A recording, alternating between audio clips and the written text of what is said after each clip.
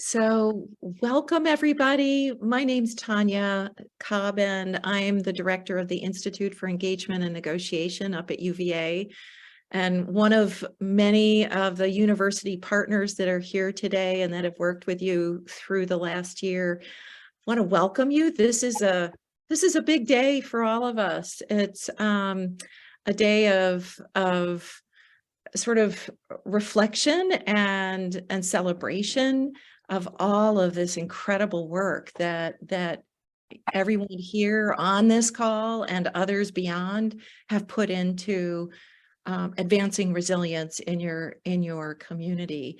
And I want to start by expressing a lot of gratitude to the Planning District Commission, to Kurt Smith and Louis Lawrence for inviting the RAFT to work with some of their localities. So we are very grateful for the opportunity to work with six of the local communities. And I want to just call out a few firsts, and then I'll hand it over to Nicole.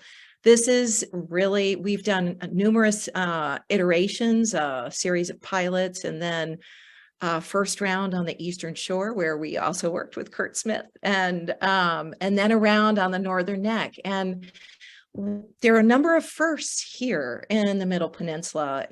We think really this is because of some changes that we made in the process. We had the most community engaged and involved in this process from start to finish. So that's something I think you all can be really proud of. It's also the first time that really the concept of resilience really broadened significantly into issues around equity in resilience.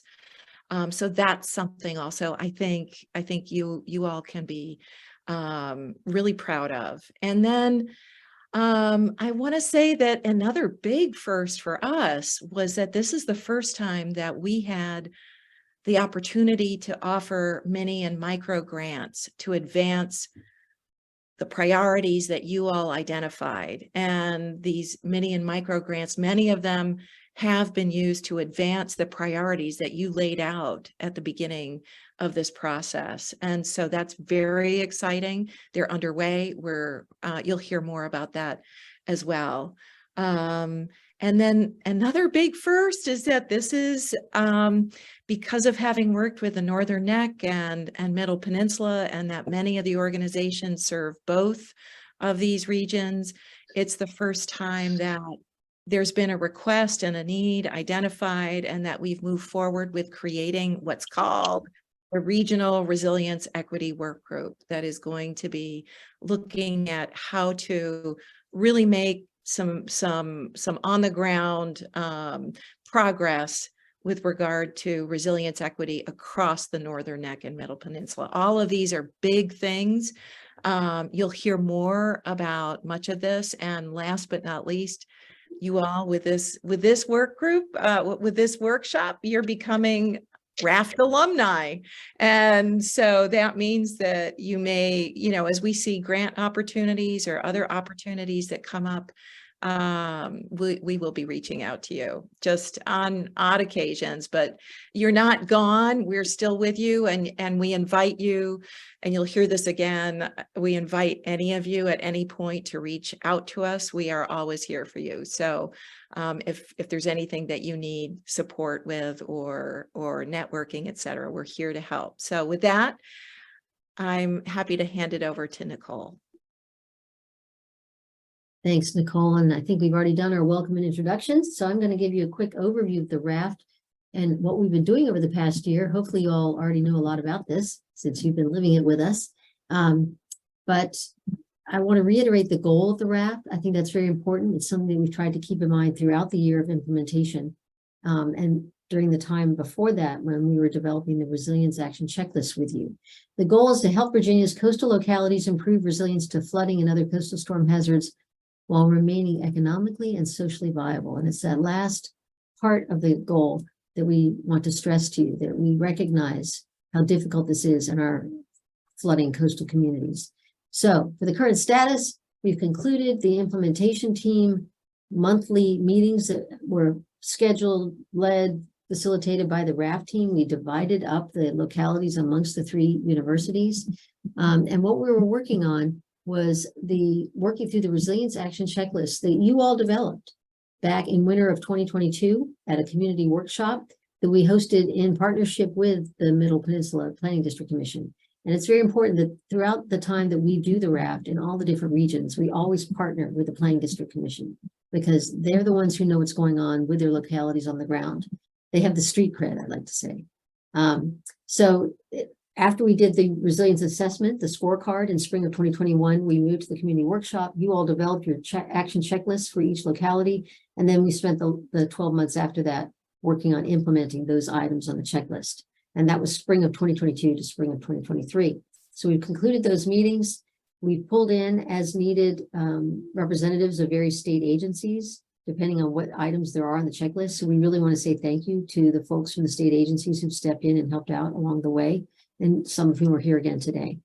And we have provided direct assistance and support on various projects. And also an important part of the RAFT is connecting those folks across the community, making the connections with the state agencies, making the connections when needed with Planning District Commission staff, making the connections across the community with various groups. Anything from transportation resilience, mapping, green infrastructure, etc. So it's been a great year of implementation, and we want to thank you for sticking with that and helping us along the way.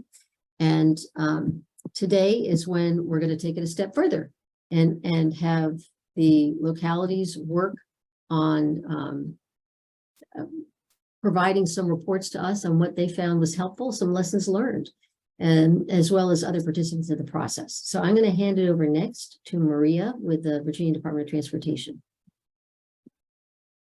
Thank you again for the opportunity to provide an overview of the VDOT resilience plan. I am going to try to hop off of my video to conserve bandwidth and share my screen.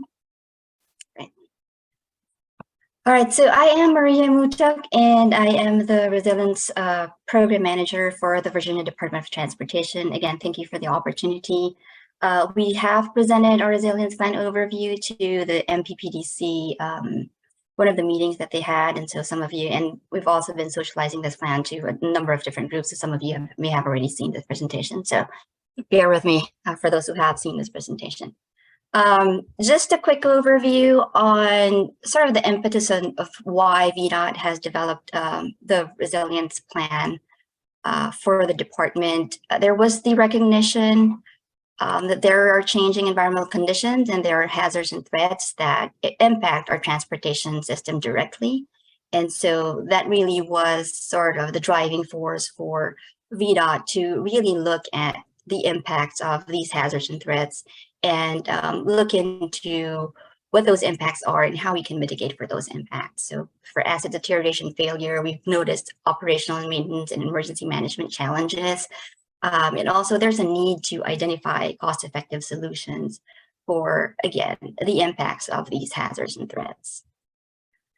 So as, during this time, there were already a lot of planning efforts in the Commonwealth that has been happening.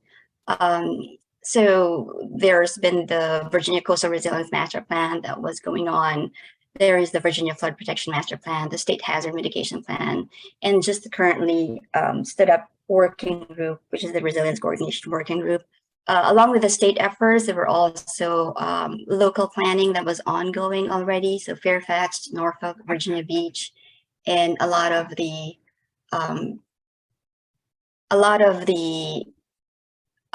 other PDCs have been looking at resilience.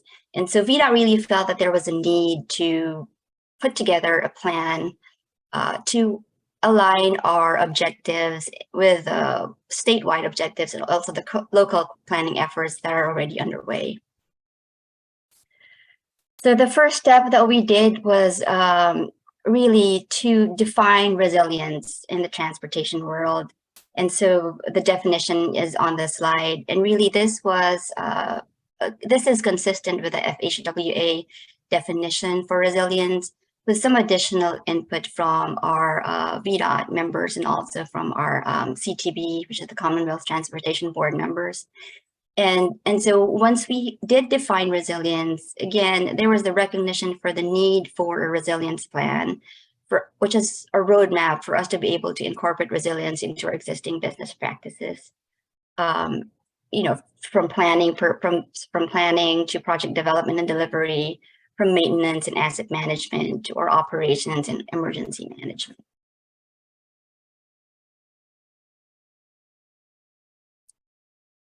So a bit of a background. So we do have organizational support for resilience efforts. I think this is key for us to be able to develop, our resilience plan, also to implement our resilience efforts. The resilience program resides in the Office of Transportation and Sustainability, which resides in the Environmental Division. But with the effort for resilience, we have created a VDOT Resilience Steering Committee, which is comprised of the different divisions in VDOT. So we recognize that in order to tackle resilience, it really is a multidivisional effort. It touches upon, again, the different facets of our department, from planning, operations, project development and engineering, to emergency management and asset management. So hence the long list of the different divisions that are involved. We are also being supported by the Virginia Transportation Research Council, which is the research arm of VDOT. And they are helping us identify our research needs and also helping us with our data and making sure that we're using the best available science there is out there. We do have the support of the Secretary of Transportation and the Commonwealth of Transportation Board, and of course the support of the upper management and leadership within VDOT. So the resilience plan, as I've mentioned, is really a framework for us to be able to incorporate resiliency in our transportation network. And we have 6 overarching objectives here, and I'll go through these objectives high level with the next couple of slides. So really the first objective that we have is promote data-driven decisions. Our management is really keen on making sure that we are using the best available science there is, and making sure that we are basing our decisions on data. And so some of the things that we have done to meet this objective is we have participated in funding the Marissa IDF predictive curves. And, originally that Marissa IDF predictive curve was only supposed to be done for the Chesapeake Bay, but VDOT did contribute and assist with the funding so that it can be developed throughout the Commonwealth. And so that is, one thing that we did participate on. We are also participating in funding the NOAA Atlas 14, which is just improving the current NOAA Atlas 14. But I think, as many of you are aware, that there is the NOAA Atlas 15 initiative that is being funded by the IIJA or the BIL that will look into the future and would have that predictive capability as well. So the second objective that we have is to engage and coordinate with stakeholders. I think, as I mentioned earlier, we are really working with a lot of different state agencies and also local planning district commissions and localities. We have been actively engaging with the different technical advisory committees to some of these groups, just to make sure that we are aligned with objectives with the local planning efforts and also the state agencies. I think we understand that outreach is key to making sure that we leverage existing efforts. We don't want to duplicate efforts where there's already been efforts that has been done, and just make sure that we really have a coordinated method to making our transportation more resilient.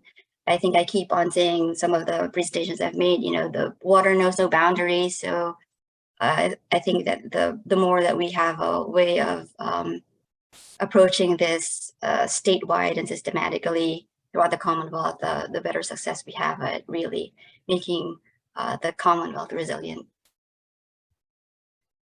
The third objective that we have is identify at-risk infrastructure and prioritize needs for us to be able to make sure that we have a transportation network that is resilient.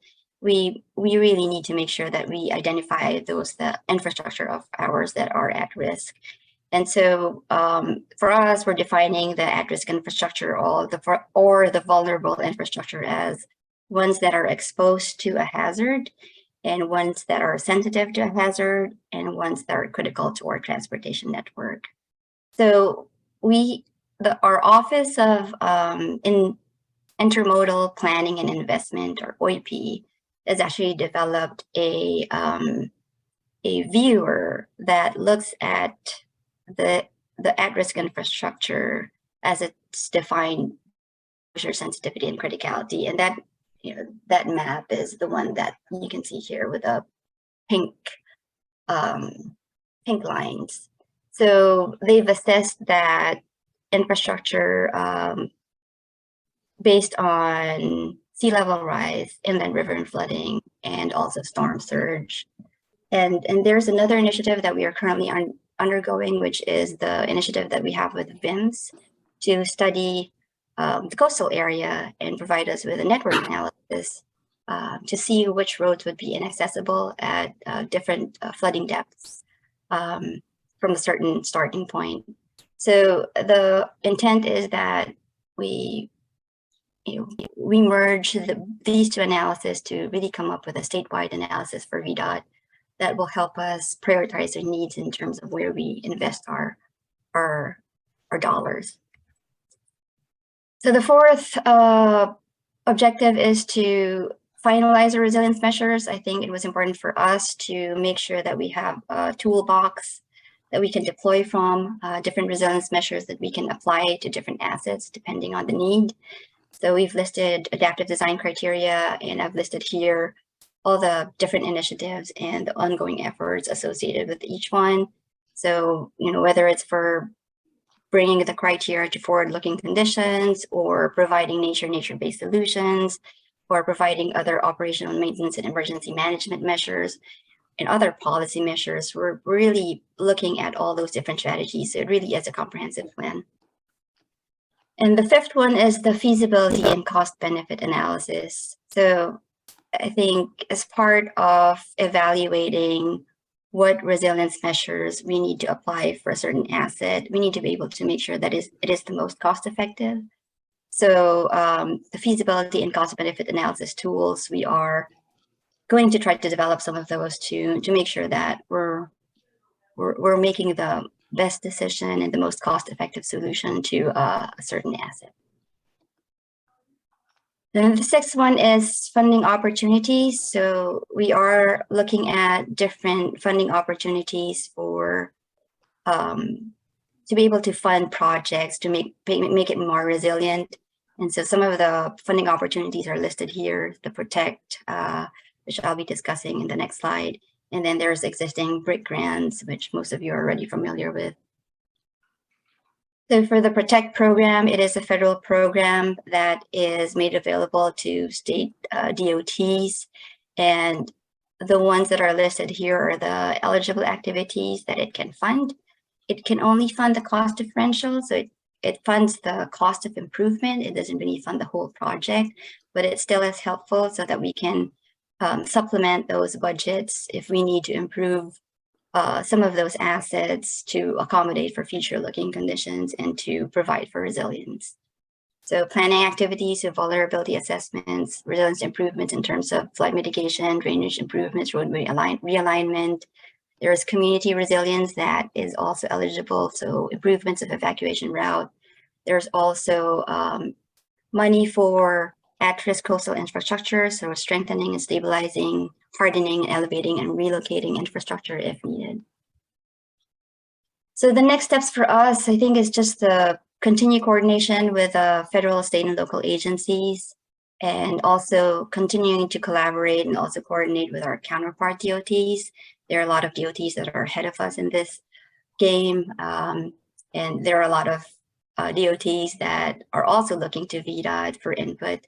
So I think it is valuable to coordinate with them, look at lessons learned, and also help other DOTs that are just starting. And again, outreach and engagement, like we're doing with this group, and we're part of the RAFT implementation team for Town of West Point, I think is really key. Again, just to make sure that we are consistent or as much as possible with the different local and state efforts, and make sure we're supporting each other throughout this process. And just the continued implementation of the different objectives and different strategies outlined in the plan. So there is a lot of work to be had, but I think this is a good first step for us, and we're very happy that we've taken this first step to making our transportation network more resilient. Oops, sorry. So with that, I think that concludes my presentation, and I don't know if we've got time for Q&A, or we're reserving that, Nicole, for the last portion of the... You can take a few minutes now if you have immediate questions, and then we can return and have some questions towards the end of this session too. But does anybody have initial questions for Maria? You can either unmute yourself to ask questions, or you can paste questions in the chat. We will be monitoring the chat, so we're happy to take them that way.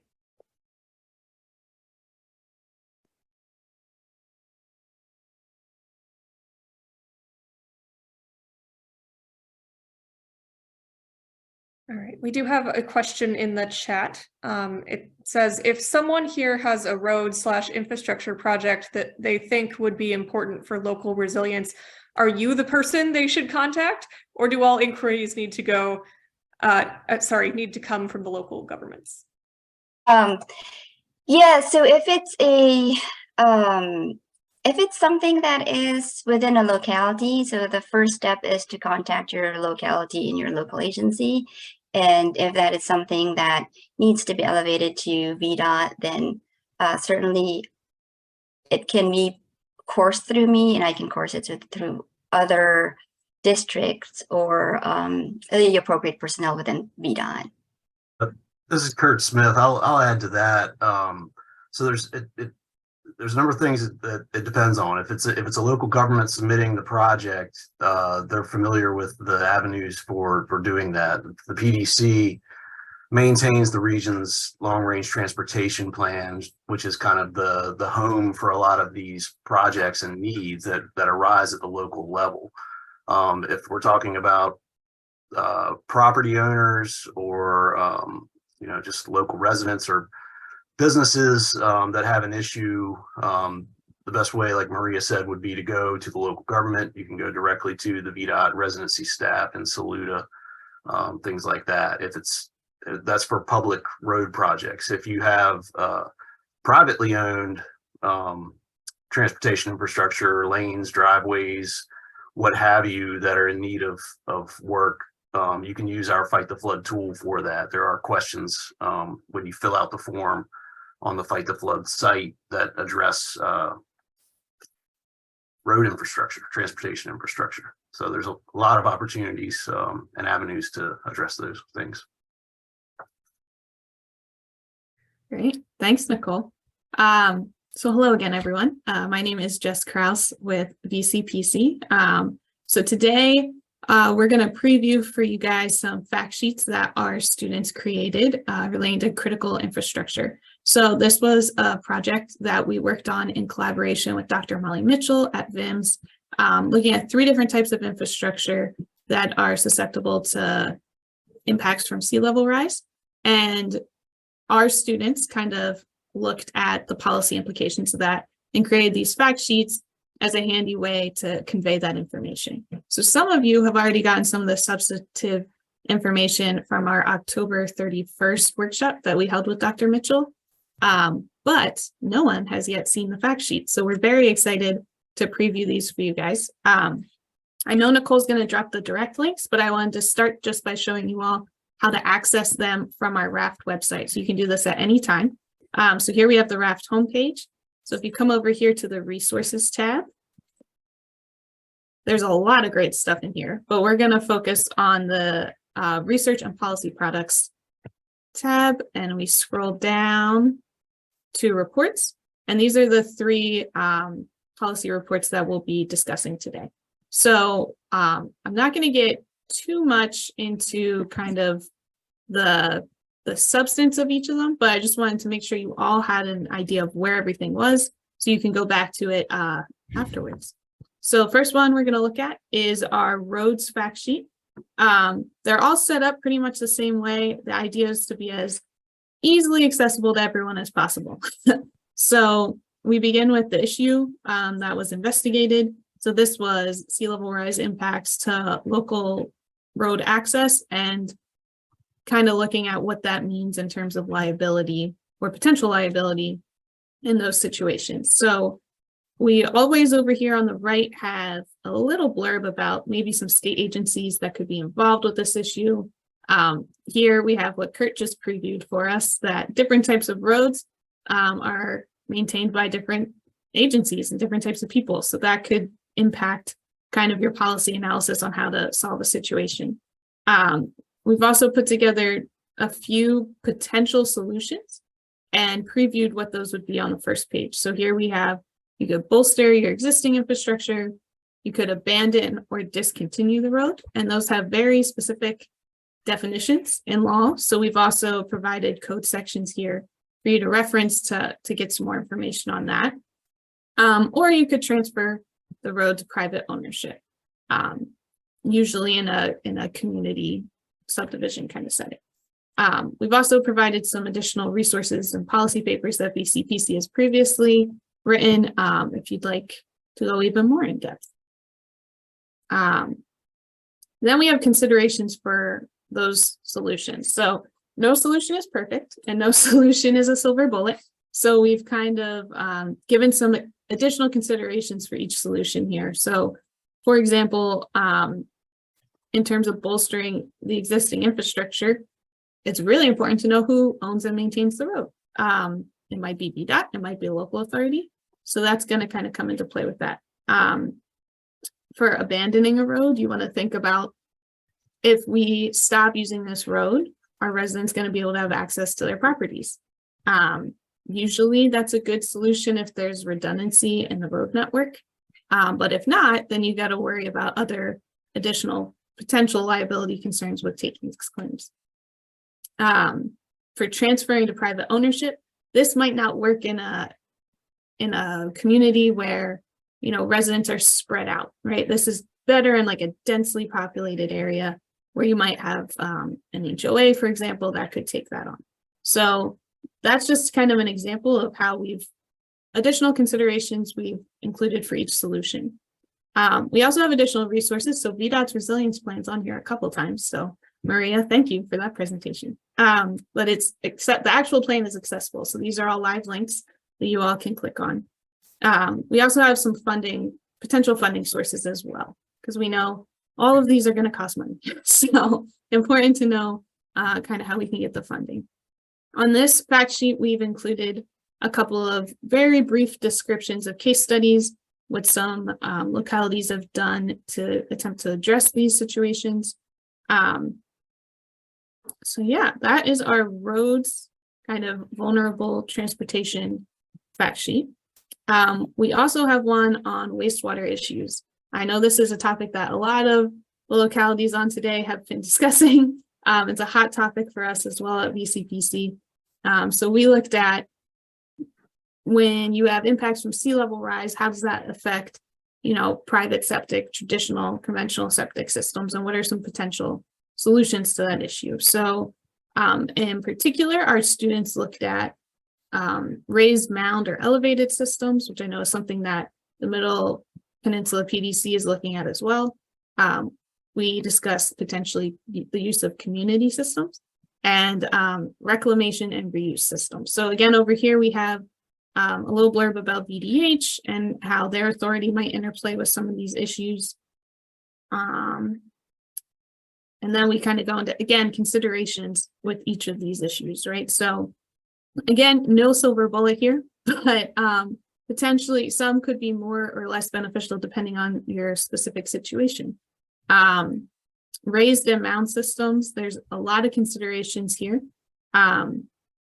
Again, there are specific code sections that are going to come into play with each of these different types of alternatives and how they're regulated. So we want to make sure that that is considered as we go through looking at our solutions. Community systems, again, there's costs associated with that. It might not work depending on the geography of the area. So again, you guys got to really assess on an individual basis for each of these solutions.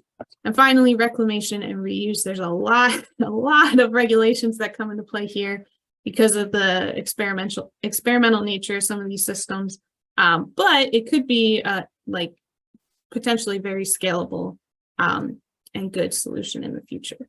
We've also included here just kind of a plug for some community outreach and education campaigns and how that is supported in state code, as well as a link to Fight the Flood and some other funding and additional resources on this one.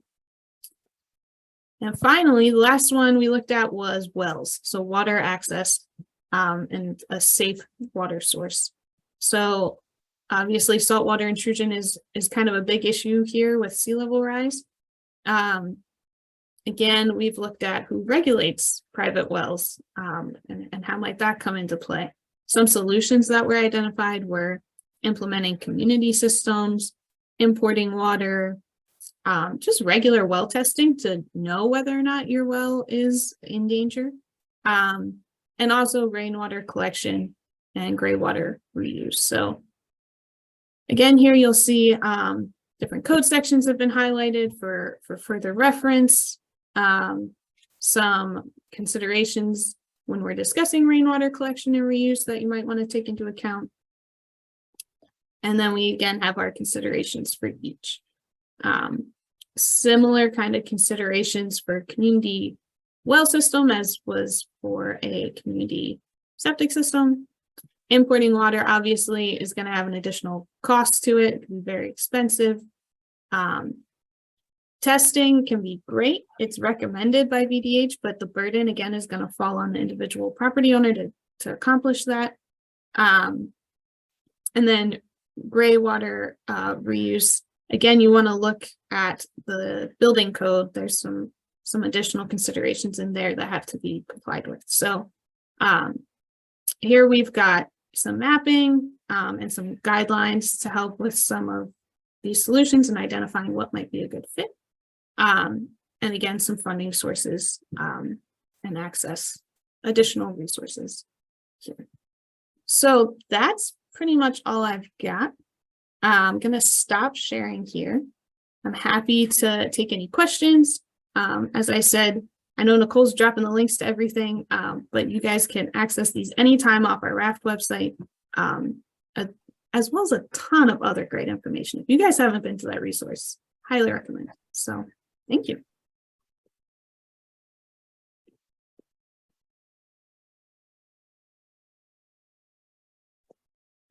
Like Jess said, we do have a couple of minutes for questions here if you want to unmute yourself. Or Hey, you can- this is Kurt. I'll jump in with a question. This is the first time I'm seeing these the handouts, and while they look good, I've got a couple of things I'll just point out. I did mention on the roads that the Fight the Flood could be offered as a resource there. I would add that to the list. You could also point to the Regional Hazard Mitigation Plan has a list of roads. That's kind of that's one place where we keep vulnerable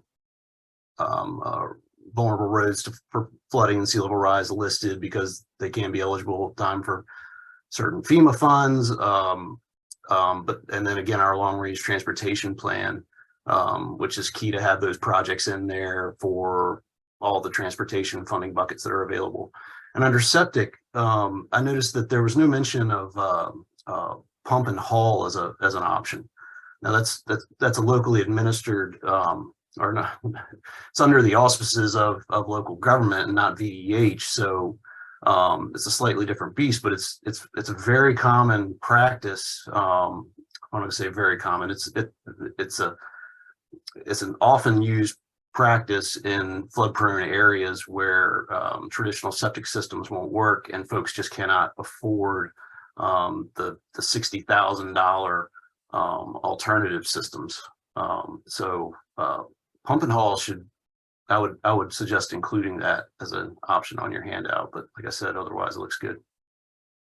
Great, thanks, Kurt. Yeah, there's definitely a lot of options that I know the students looked at. Some of this was like space related, right? Like how much can we really go into on a 2-page fact sheet? But yes, pump and haul, I think, is something they looked at as being an option as well. Elizabeth, I don't know if you wanted to add anything. Well, I was just going to say exactly that. Thanks, Jess. This was actually, these fact sheets were done for a grant that we had with VIMS, and I think Dr. Mitchell's here today to work with us on this. And I think one of the big goals was to try to keep it short and sweet and portable for people. You're exactly right, Kurt. That is an option that's out there. That is something that people take into their own hands. I guess I'd say, as you said, it's not a VDH thing. It's not a long-term fix either, right? But it does help stopgap when people can't afford a new septic system. So thank you for that input. That's helpful. I just wanted to make sure you all understood the purpose of this was to be a short and sweet kind of handout.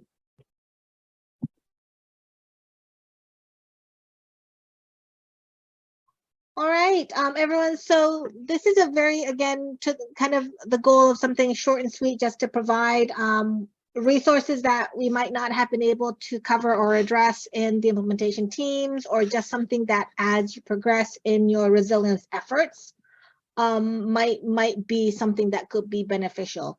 So one of the things that we've really kind of honed in on as the RAFT team, as we've worked with localities, is the idea of how you might be able to incorporate resilience and aspects related to building resilience into your comprehensive planning efforts. And so we had hosted a webinar where we had some of our speakers kind of talk through some of the ways that they incorporated resilience into their comprehensive planning and kind of the reasoning for why they did so. So we also have on this resource sheet some sample comprehensive plans that have explicitly included sections that address resilience, just to kind of give you an idea. Again, these might be things that you've already kind of covered or addressed in your implementation team as you've worked on these resilience items, but if you haven't, and that is something that as you are working on your updates to your comprehensive plan moving forward, and interested in incorporating resilience, you don't have to start from scratch. I think that's a really important point.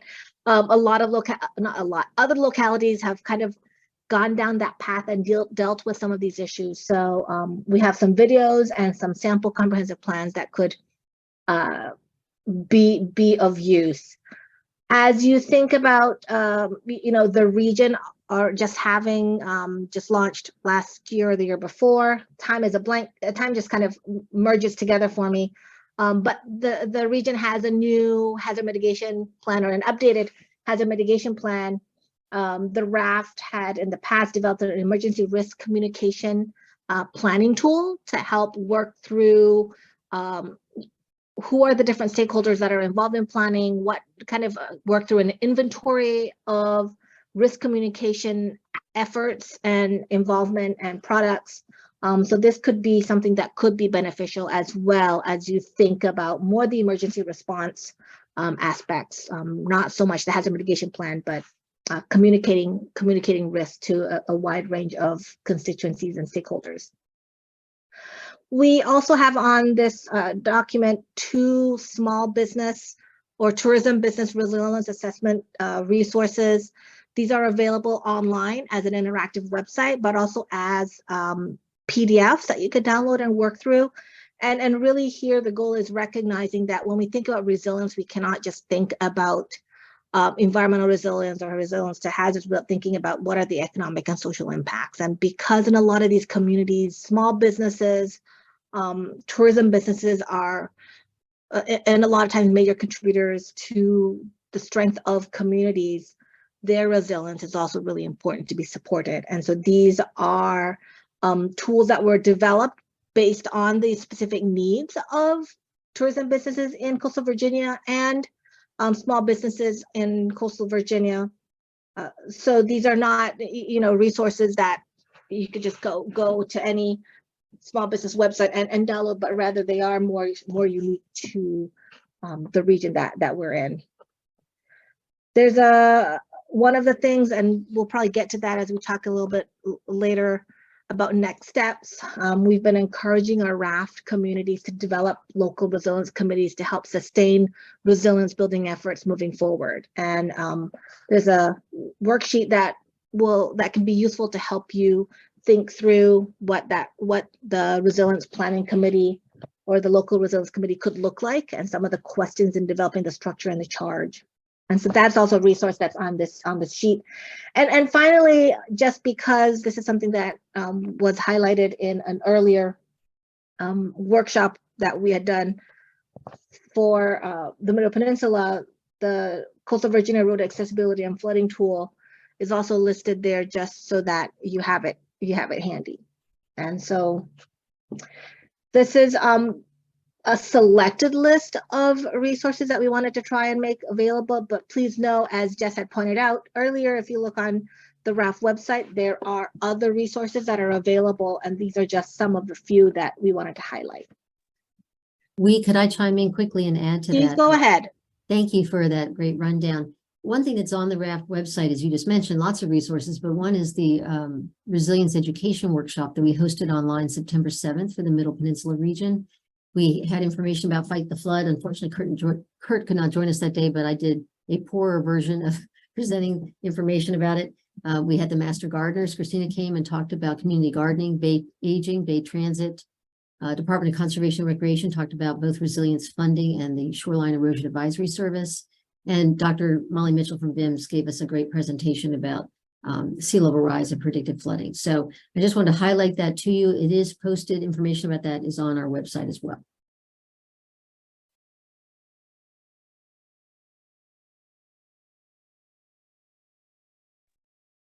And Elizabeth, I will put the link to the YouTube playlist where all of these videos are available. Great, thank you. All right, I'm going to leave this document up for just a few more seconds in case it does inspire any questions. We do have time for a couple of questions on this, or questions on any of the two prior presentations that you received in this session. Does anybody have questions for Maria, Jess, or we?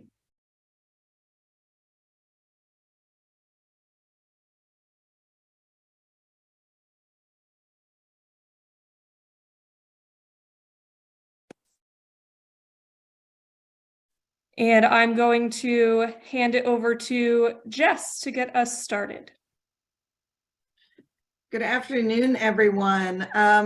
Thank you all so much. I want to first recognize, as many others have, all of the hard work that you've all done this past year. You started from some big lists, and in all cases, you made some progress. A reminder that the point of doing this is to share across all of the groups to see how far you were able to get. And recognizing that in some cases, some of those actions were more challenging than you may have anticipated, or they may have ended up in a different direction. And, you know, that's progress too. Those lessons learned and the actions that you had to do to make the progress that you were able to make is all important long-term in building your resilience. This is, I'm very fond of saying that building resilience is a marathon, it's not a sprint. And so this is, while we're coming to the end of this year with RAFT, it's not the end of your resilience journeys. And so a lot of lessons have been learned, a lot of progress has been made, and there are a lot of opportunities for you all to continue collaborating with each other going forward. So without further ado, I want to go through the order that we have for presenting is King William, West Point, Matthews, Essex, King and Queen, and then closing out with Middlesex. A reminder that each of you have about 10 minutes. I know some of you have slides, some of you don't have slides. We'll advance the slides for you. And at the end of this, we'll have a little bit of a break, and then we'll close out the meeting after that break with an opportunity for you all to pull it all together. What did you learn from each other? What did you learn from how the other groups went? What did you learn from your successes? What did you learn from your challenges? And how do you go forward? So the final part of the meeting will be devoted to some discussion for us to continue talking about that progress. So without further ado, I'm going to turn it over to Sherry Graham from King William. And I think you'll also be co-presenting with Haley. And I'm so sorry, Haley, since I don't know you. I may probably going to mispronounce your name, Haley Moog. That's actually correct. I'm impressed. Great. I got something right today. All right. Thank y'all both, and please take it away. First, I would like to thank everyone that has helped with our team this past year. I know a lot of work has gone into it with everyone, and just a big thank you to everybody. All right. Can you pull our slides up? Okay. So just a quick overview. We've been working on this for the past year, as the other localities have, and during this past year, we've been able to meet with other agencies and team up together and identify different needs, and not just with flooding and other disasters, but other things that come to mind with this, like working with mentally challenged people or people with no transportation, getting food to people, getting them to the shelters, anything like that. So it's been a good group of people that we've been able to work with and identify problems and what to do. One of the things that I would really like to work with is I'd like to work with our close localities to partner together, because if there is ever a big need, then we do need to work together, and maybe we can take each other's ideas and group them into one big plan that we can work with. So last year we did adopt our comp plan, and we did address some of these issues in our comp plan. We're working on being in the CRS program, so hopefully we'll be doing that before too long. But with this program this past year, it just is, it's made it easy to identify the needs that we need. So like I said, some that we didn't even know, and we've got some of our team on here, Christina. We've got a new EMS coordinator, Andrew. This is his first group with RAFT, but he'll be real important and part of this as well. Okay, next. And Haley, did you want to do this one? I knew we were going to kind of share this. I think this one's yours, and then I have the next two shares. So Next just two, keep okay. on going. All righty. Was there a slide in between this that we skipped? It might have been Jesse, can you jump back one slide? back. Yeah. Nope. Go up to. Resilience action checklist. Perfect. Thank you.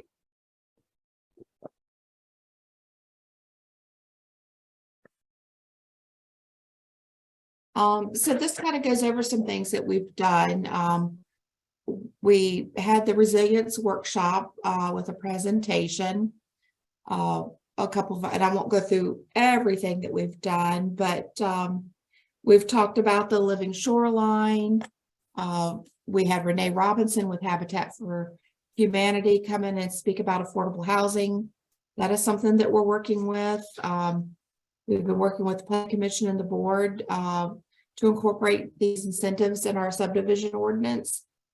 The only thing we have now is under the cluster, but we are working to see what we can do to make that something that's attractive to these developers coming in. We've identified road access issues with the Pamunkey and the Upper Mattaponi reservations. And we've actually come up with a local stakeholders group that is departments within the county. And I do want to reach out to the Pamunkey and the Upper Mattaponi to hopefully become part of that, since they are located in the county, and anything that would happen is going to affect them as well as everybody else in the town of West Point also. One thing we talked about the elderly and the disabled. We've also gotten a list of churches that would be willing to help. And we've reached out to the schools to see, what they would be able to provide, such as transportation, that type of thing. All right, next. And I guess I will turn it over to Haley. Okay. Hi, everyone. Thank you so much, Sherry. So lessons learned from RAFT. We kind of had a meeting to accumulate our year-long implementation experience. And I think kind of one of the main things that we took away was that while there was a lot of valuable discussion, a face-to-face experience could also be valuable to this work, especially when we're talking about King William specifically being such a large county. Resiliency has many different facets, and it's important to look at multiple different facets. I know we've talked a lot about transportation, the shorelines, environmental impacts, and then the other side of things, which is more government and local CAA and nonprofit initiatives as well, kind of coming together to fight these issues from a multifaceted perspective. And then the biggest success from our specific RAFT meetings was getting those diverse stakeholders together and identifying our issues and solutions to address these issues and relationship building, coalition building amongst kind of our service area. So to touch on our work, or sorry, go ahead and hit the next slide. So to go ahead and touch on our next steps, we do want to get an in-person meeting together to talk about tangible projects in our locality.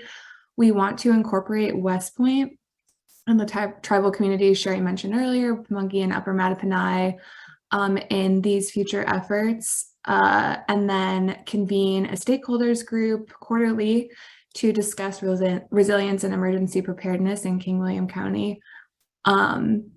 And so just to touch a little bit on our specific work at my organization, which I believe is part of the agenda for these slides, really aligns with the way King William unfolded in the sense of the coalition building, I think, was an extremely valuable experience for our organization and others as well.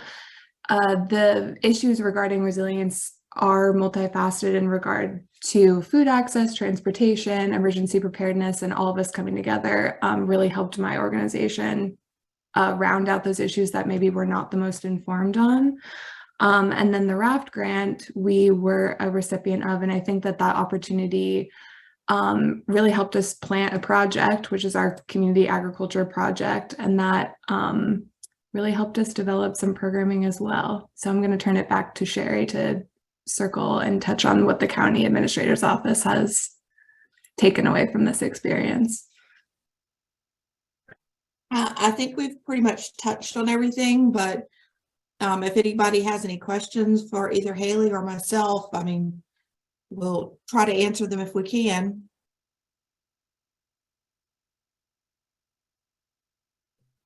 Great. Yes, you do have a couple of minutes now. If you have immediate questions, you can put them in the chat or you can unmute yourself.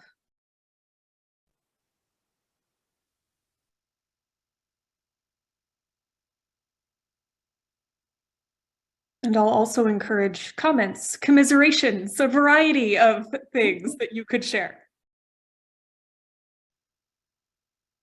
I know we have the town of West Point on. I don't know if we have anybody from the Upper Mattaponi or Pamunkey here. I thought I saw somebody sign in. But those are two, as well as King and Queen, well, all of the localities, because we are, connected. Would like to try to set up something quarterly, and meet in person and go over everything.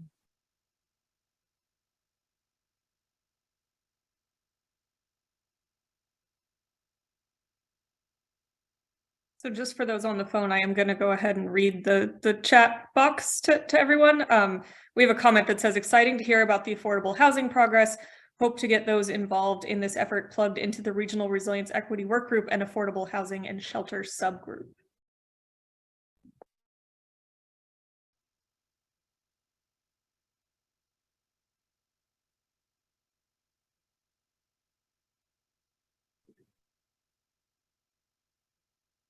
And one more comment from Tanya. Terrific work. Thank you both for presenting. So glad to see your intention to continue working together, which I think expresses it for everybody from the RAFT team.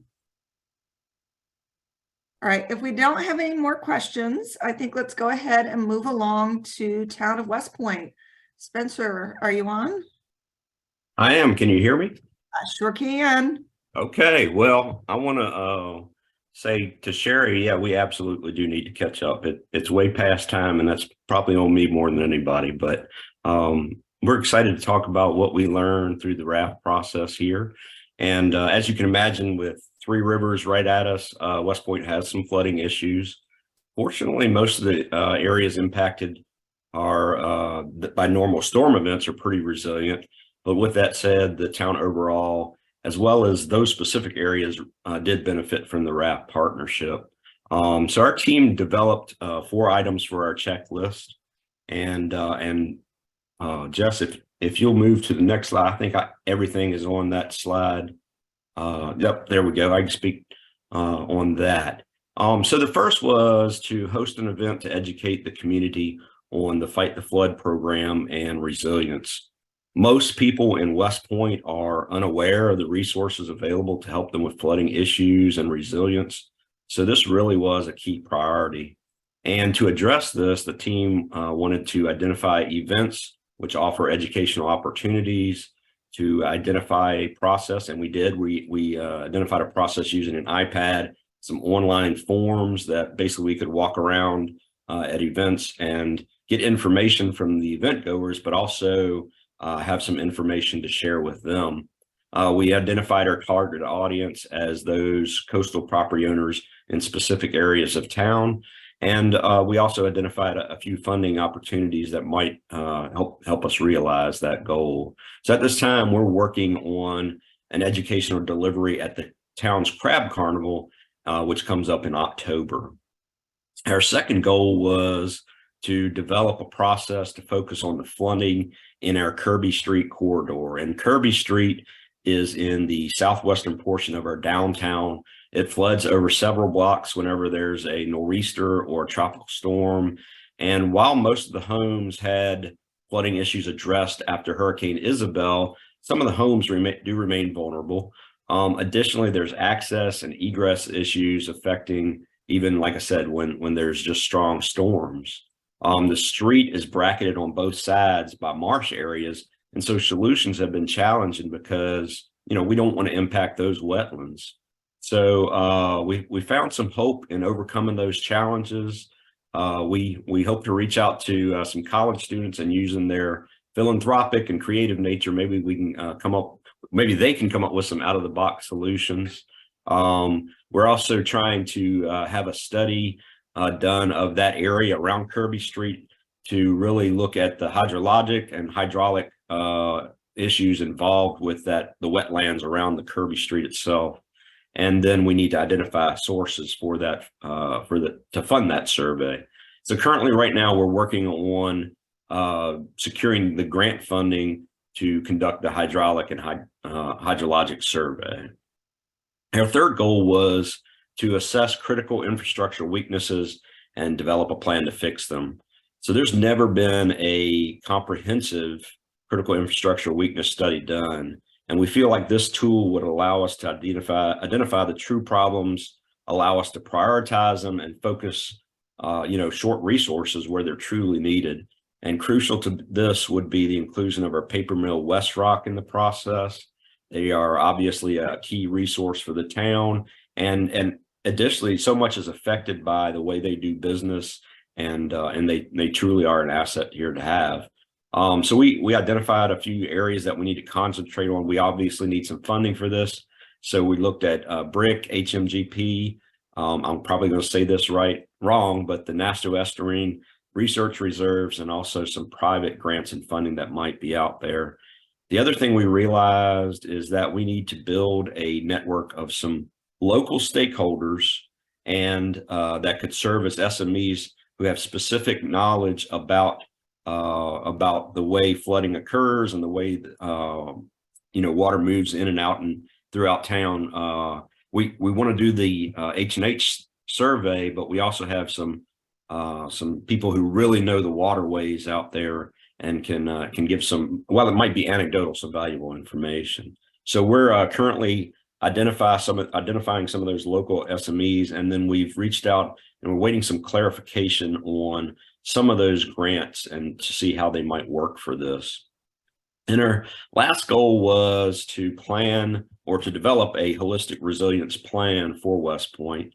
So in conjunction with that critical infrastructure weakness study, we need to identify long-term opportunities and really determine the feasibility of various projects and see where we can put important resources and make it work for us.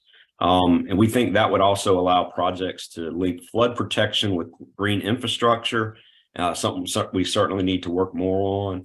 And but before moving forward, we have to educate our council and get them on board, and that's where we are right now. We're starting that process. We had a few things wrapped up this past month, and we're starting that process of educating them and getting some buy-in from them. This was a good process. Throughout it, we moved from, I guess, a position of credulity, not sure that we could ever really find something that would help us resolve these issues, being a small town, and nobody's going to want to put any resources into this when there's so many other problems. And we hit some obstacles and some hurdles here and there, but we did identify some hopeful funding sources for that we never would have known existed even. So I think the biggest win, though, is that we throughout this process we developed a network of people that we wouldn't have even known about. We've connected people who we wouldn't have even considered, and we can pick up the phone now and call them and seek their advice. And we're confident that through these connections, not only will we be able to address the flooding, but we'll truly be here what we're for, which is to protect the community and protect our environment. So we feel like we had some good wins here. So.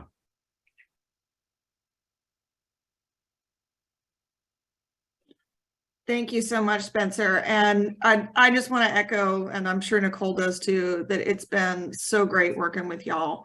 And the value of the networking that you've been able to build, and possibly being able to have DOT work with y'all, and the connections with DCR and VDEM and all these other sources. I think those are going to serve y'all really well in the long term. As well as, I certainly am hearing some opportunities for working with King William on some of these things. Absolutely. Together. So I'm feeling really great about where y'all went. Do have one question from Dawn Shank.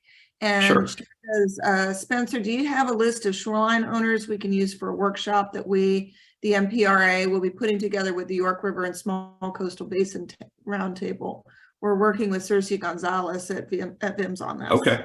Okay. I'm not aware of a specific list, but we have the system where we can pull up the property owners, and I'm sure we could build a list for it. Yeah. Excellent. And one thing I do want to mention is that, and Spencer, maybe you have some thoughts about this for my question. We ended up making the decision, knowing how small your staff is and how many directions you're pulled in, that we wouldn't meet as often, but we would meet in person. How do you think that worked out for y'all as we're trying to think about the learning from this process? I think it was good to meet everybody in person. That's always a great way to start. I think and we did connect with a lot of other people virtually when we were all there in person. I think there's pros and cons to it. I'm glad we actually got to meet and at least a few times in person, though. It really, it strengthens those bonds, and yeah, I think it was important to do that instead of solely virtually. So absolutely. Yeah, good lesson learned for us. All right, are there any other questions?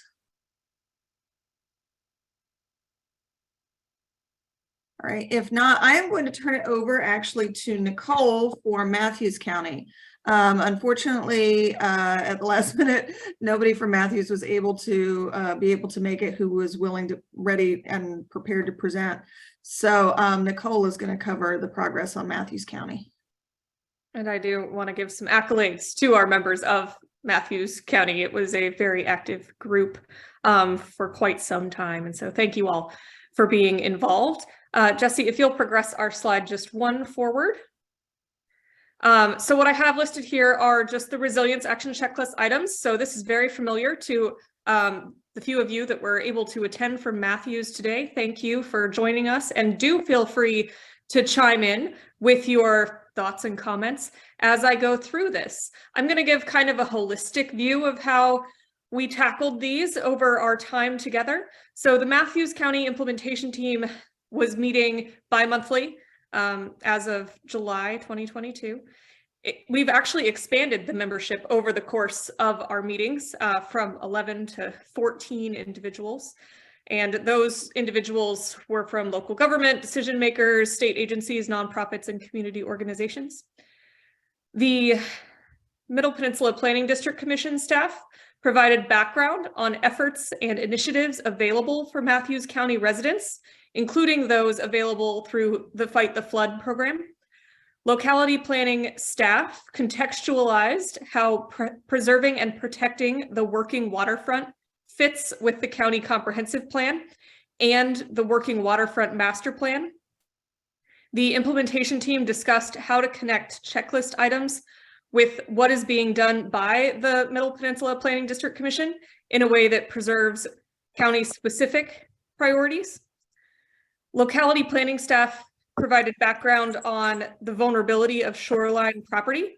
The implementation team discussed how the county knows who is vulnerable and how, as well as current county efforts related to shoreline vulnerability. It was noted that Middle Peninsula was recently announced as a new NOAA habitat focus area, which may be a source of potential future funding. DRCCs discussed how Cs can/should be incorporated into the approach for identifying private owners of well and septic systems who are vulnerable to sea level rise, communicating vulnerability and potential impacts, connecting property owners to assistance programs to address well and septic vulnerability. And I will add, and you'll hear a little bit more about it later, there were some septic related RAFT fund grants provided in the Middle Peninsula that speak to some of these efforts. A VIMS representative suggested that implementation team members consider what communication needs need to be enhanced. For example, grants and funding, risk/hazards information, county contacts, resources, etc. They also said to consider why and who. So for example, that would be all the residents or students or visitors, businesses, tourism, a number of audiences that you might have. That communication has to target. And so these were great guidance for moving forward with some of these goals. VIMS has worked on mapping of the septic system that may be leveraged and or incorporated. And other VIMS resources can be useful for or made available to property owners to help them in identifying vulnerability and or solutions. So I do want to thank our VIMS team members that showed up and provided many of those resources over time. The implementation team discussed combining some resilience action checklist items. And I know because I was also able to work with West Point, that combining some of these items made sense in more places than just Matthews County. Specifically, the ones that Matthews wanted to combine addressed vulnerability of private wells and septic tanks, and developing comprehensive approaches to enhance communication and outreach, septic system and well mapping capacity resource availability, and opportunities to leverage and incorporate these products were explored. VIMS provided information about risks to wells, septic systems, roads, and shorelines, including a video link and follow-up comments from a presentation to the Resilience Equity Work Group.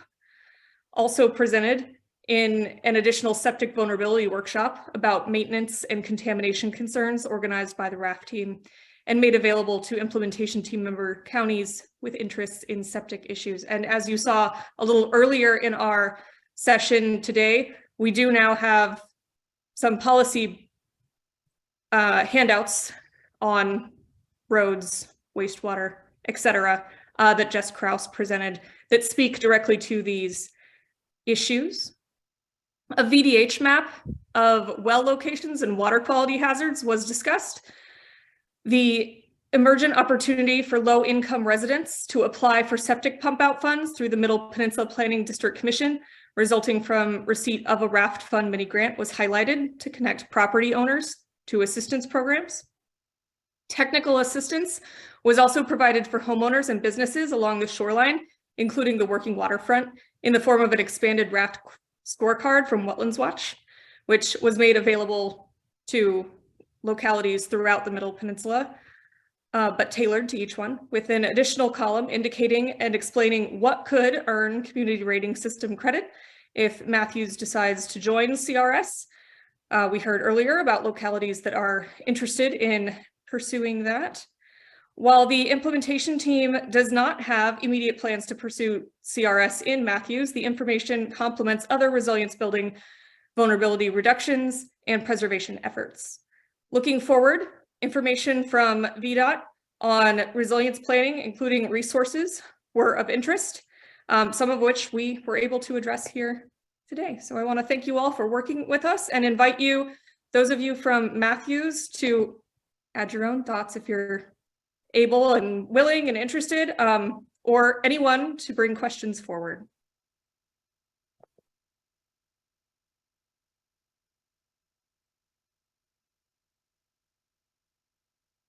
All right, questions from anyone?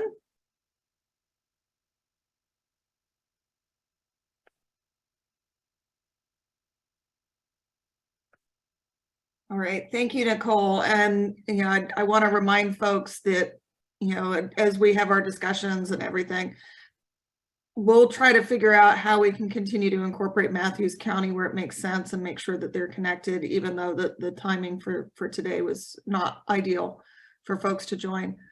All right, let's move on to Essex. I know we have Stephen Moore, and I think we may have Tommy Hicks on the phone.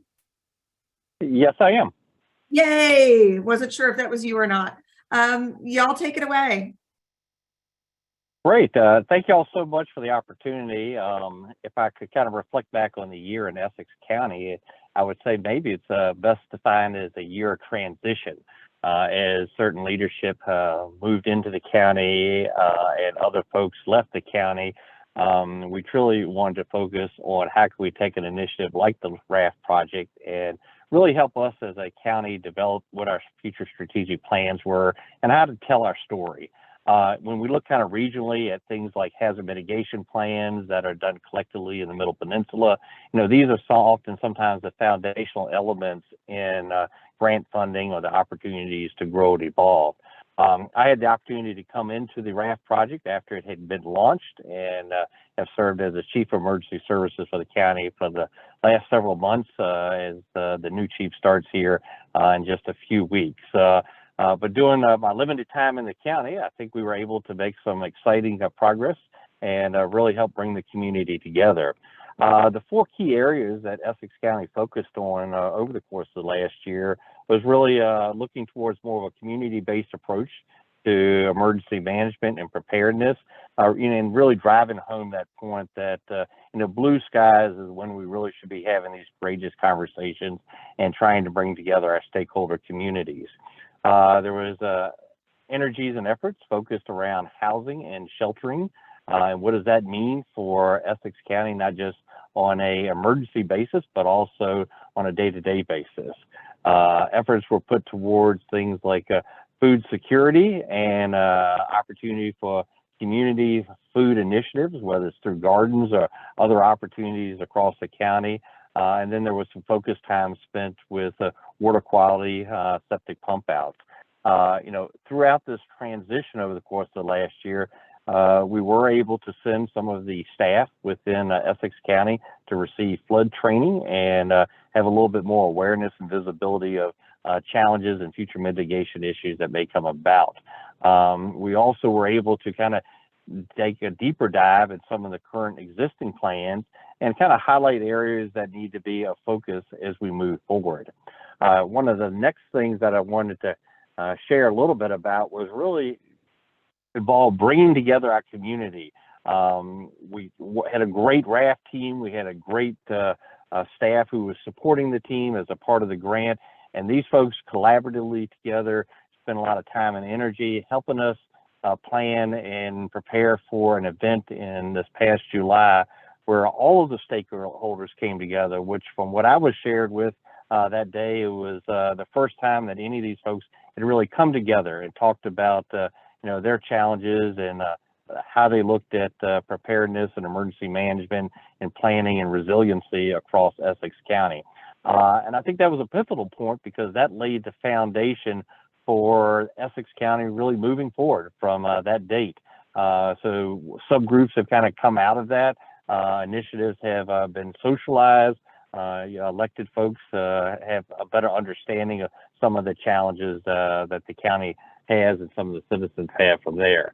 Doing that meeting and since that meeting, we empowered some GIS talents and capabilities. We talked about the art of the possibility, where public safety officials could easily use their phones to capture data points, doing any type of storm event, how we could capture things like where are flooding lines that may occur with homeowners, and how GIS could play a huge role in the future of Essex County and really informing decision making and utilizing kind of that, if you will, that grassroots efforts of crowdsourcing data and information to help us develop what the future was.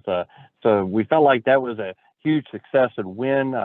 And the next step of that was Essex County bringing on a full-time GIS person, and that has happened. That person started about 3 weeks ago.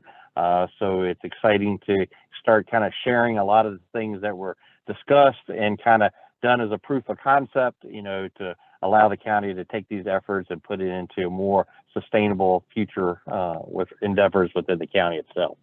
One of the things that we did not find as we dove into some of the preparedness things and also in the efforts of building out our community was, do we really know not only who the stakeholders were, but what do they bring to the table?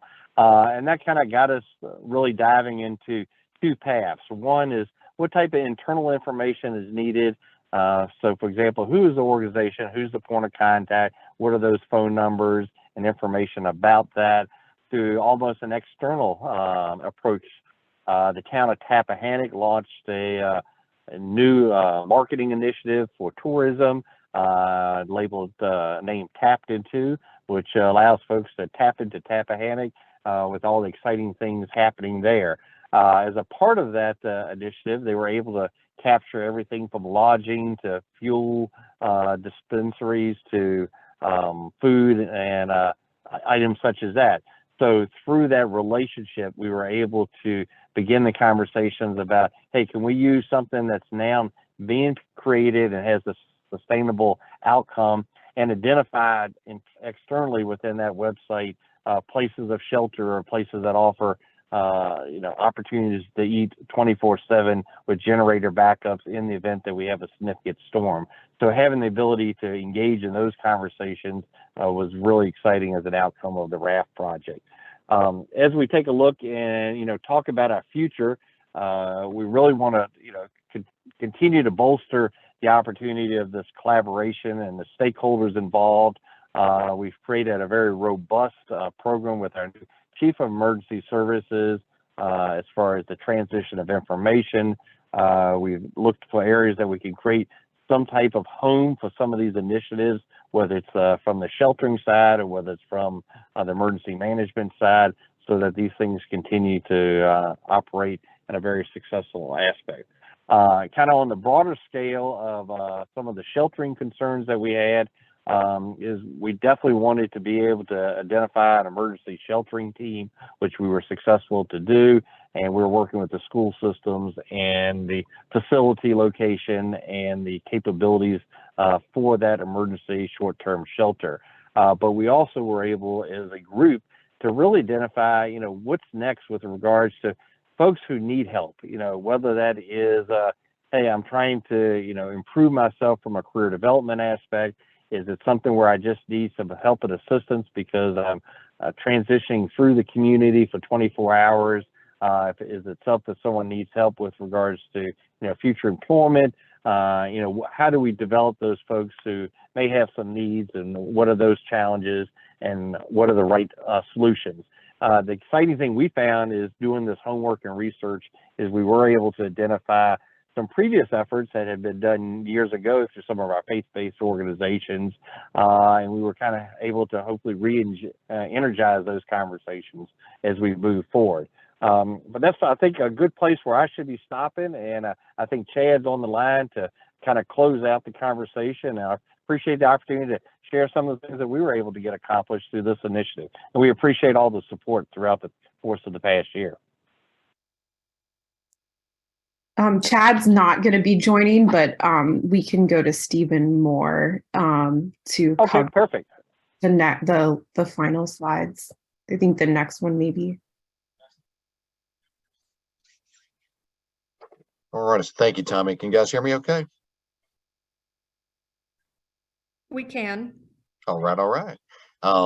Yeah, so thanks to all the facilitators, with the RAFT, and of course, Tommy for his leadership, and really all the participants, stakeholders, individuals, and organizations who were active participants, through this great year. So, so we were able to begin the housing and strategic sheltering strategic meetings with the stakeholders. So those have begun, and that directly results to the first and second goals for Essex. Contacts and conversations, they have begun for identification, planning, and training for emergency shelter operations. Tommy had mentioned on that. Also directly result with goals 1 and 2. Tommy facilitated and hosted the community resource meeting. So we have a nice picture of that. It was a great opportunity to get together. Unfortunately, there was an event that went along with that, but sometimes good things come out of bad things. But that was a good motivator to get everybody to show up. Essex Churches Together. Of course, this is near and dear to my heart because I'm with the Red Cross. So they invited us to come and present on our Red Cross preparedness programs. The Be Red Cross Ready Disaster Preparedness was well attended and I hope well received. But that's just a great example of the communication actually turning into action as far as, getting the word out for preparedness and, really just getting together and learn what we can do for each other. So we also provided links to the American Red Cross website for all kinds of preparedness information for whatever disaster is near and dear to your heart. So that also relates to the preparedness part of Goal 1. So thank you guys, and open to any questions.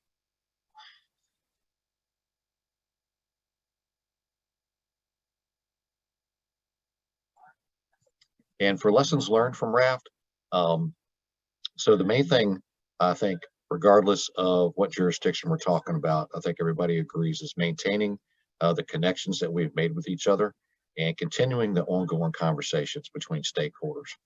We don't want it to die here. We've made a lot of great progress, and we hate to look back a year from now and go, hey, whatever happened to the progress that we had made and those folks that we were making relationships with. Developing strategic goals to improve processes and solutions. And then the continuity plan should be emphasized to retain contact during any kind of turnovers. And I think we're really looking forward to what's happening in Essex as far as continuing our relationships.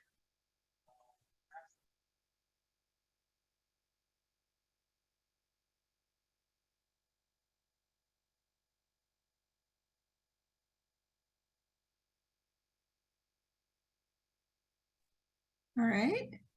Does anybody have any questions? Comments?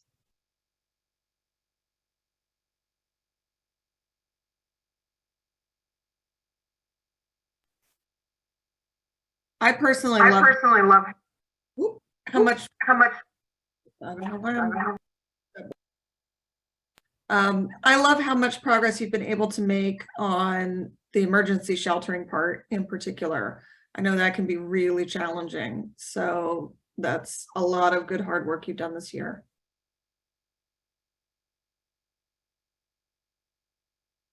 Right. I think Dawn unmuted. Did you want to? No, I'm on next, so I was just checking to see if it was working. It is. It is.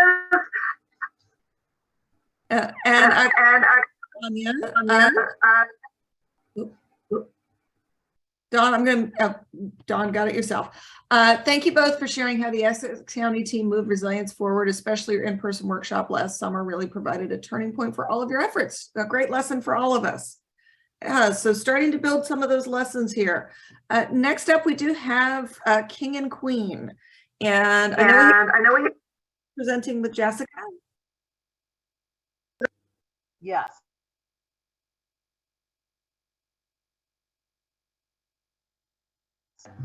Okay, can you hear me now? It keeps going back and forth. Yes. Yes. And King and Queen is a unique county in the Middle Peninsula. We have one stoplight in the whole county. It's a big, long county.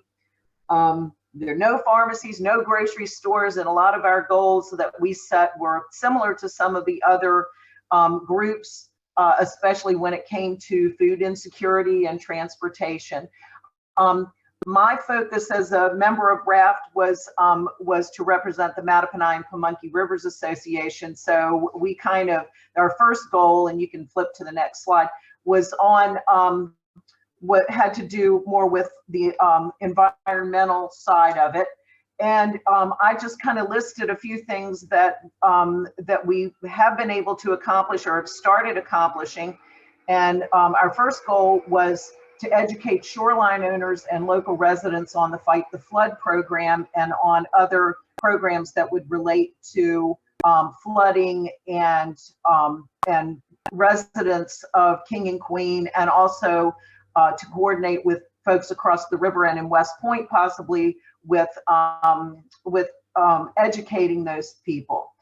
So MPRA put a couple articles in our newsletter that we have for 2 years and sent that out to an email group of about 250 people. And also we have about 150 people that get our physical newsletter. So that was one way we tried to get the word out. And that went to not only people in King and Queen, but people in other parts of the Mattaponi and Pamunkey and York River watershed. Also, I think Sherry mentioned about this, and also Spencer touched a little bit on the working with the York, well, the CB Mears and Circe Gonzalez at VIMS on trying to put together some workshops, and we hope that that will combine a lot of counties there together to inform people about not only the Fight the Flood program, but a lot of other things, such as programs that are in the DCRC's program for shoreline erosion, to help people really learn what they're doing and what they maybe shouldn't be doing, like cutting down trees all the way to the river on property, to help protect the rivers, and also prevent flooding and maintain wetlands and do shoreline, live shoreline, and other new programs that there's funding for within some of the information that we've gotten from RAFT. So that's a big thing that we're working on. We were hoping to do that earlier in the year, but some not only grant funding, but also some research that's going on through that York River Small Coastal Basin Roundtable is just coming to be. So that will be a great opportunity to share a lot of good information with people, and also some funding that's out there. One of the other things that we're doing, I think I've got that down there on number 3. We have we through some of this, we now have a woman named Heather Strother, who is employed by the Friends of the Rappahannock, who is now the Mattaponi River Keeper, and she's going to help us with some of these. I asked Spencer about a list, and she's working on a list of shoreline owners in the Mattaponi and Pamunkey watershed. So we're hoping to get be able to create a group of people to get a lot of the good information that's come out of the RAFT, that we've learned from RAFT, to all of those people in the watershed. Okay, you can go to the next slide. Another part of this goal was to increase education about and connections to the watershed, which of course would help with resilience later. If you think about resiliency, you're talking about the future of the rivers, you're talking about the future of the land that we all live on, and the future is kids. So that was a major goal for us. We had planned on doing a river day for all the 6th graders in King and Queen, which, and that was supposed to be last October, and we had a rain date for it. And the first date that we had planned turned out to be a beautiful day. It was right after a hurricane hit, and the people that were supposed to bring the porta potties in couldn't get in because of the flooding. So so we had to postpone it to our rain date, and then they were predicting a bunch of rain on a rain date, so we had to cancel it again. So we're planning to have it on March the 31st. That's coming up, and we're real excited about it. And hopefully, keep your fingers crossed, it will happen. I was hoping to have some great pictures of kids on the river doing stuff. So we have done through MPRA, we have done a similar program to this in King William at Sandy Point State Forest, which is where this one will be held. And most of the time we've had 186 graders from Hamilton Holmes Middle School in King William. So we were real excited about doing this for King and Queen, because we haven't done it for King and Queen but once before, and we've done it in King William about 20 years. So we were real happy to have this be part of the RAFT program, and hopefully, keep your fingers crossed, it will actually happen.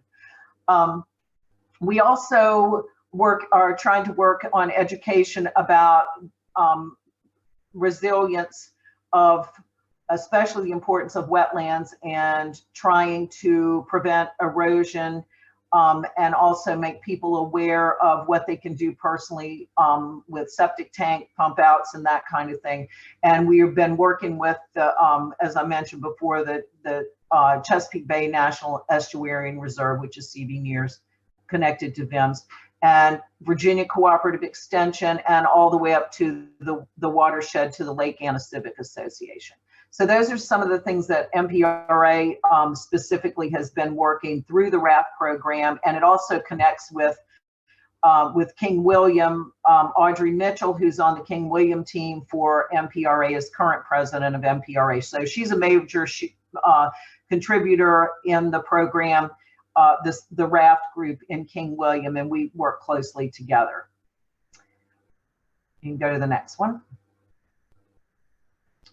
We also, as I mentioned, one of our other goals was to expand the availability of fresh food, and we had a lot of people working on this, and they didn't put in their little bullets, but they've been doing some great work. Christina Murray with Virginia Cooperative Extension is working with creating some community gardens, and also kind of teaming with the Rappahannock tribe to try to get some gardens going there. Thrive Virginia has been doing a whole lot with our group. And I don't know whether Jessica or somebody else wants to chime in on this, but they've done some food giveaways and had a couple of real successful programs. And I think they have some more coming up. Some other people, Rob White, who I think is on today, who I've been working with on this River Day, is working with at Central High School to work with the education teacher there to also work on putting in a garden and working on availability of fresh food, mainly through gardens and churches, and trying to figure out how to get meals to people who don't have them, because there is an issue of food insecurity in King and Queen. We don't even have a grocery store in the whole county, so, or a pharmacy. So those are some things that caused us to put some of these items on our action list. You can go to the next one, and I think Jessica's going to chime in on the next part, which has to do with transportation. Hi everyone. Hi everyone. Yeah. I'm Jessica Gardner. Gardner. Aging. Do you guys have an echo on your end? Can you hear me okay? We can hear you now. Okay, great. So one of our action items was to develop a transportation plan in order to make it easier for people to get access to fresh food and medicines. We decided to do a survey. We conducted the survey through Bay Aging's channel because we wanted to target the senior population. You know, they're longtime residents of the county, and we have heard about various programs being, you know, offered, tried out, not worked. And so we wanted to kind of talk to people who have been around and maybe can best understand how we can serve their county. The survey results showed us that, well, first of all, financial limitations were the #1 barrier to food and medicine access, and the #2 barrier was transportation. And so through this action item, Bay Aging has really, Bay Aging and Bay Transit both have really gotten an opportunity to see how much we can work on spreading awareness of our programs, as well as Bay Transit. And then moving forward, Bay Transit's Transit Director Ken Pollock will be heading up our Regional Resilience Equity Work Group, the transit subgroup. And I know that he is recruiting folks to get on board and get that kicking off soon. So we plan to continue these coalitions that we have built so far and just support one another. We've learned a lot about the funding around public transportation and how it's not as easy as just reallocating funds. So this is a big action item, but we are making progress. And you can go to the next slide.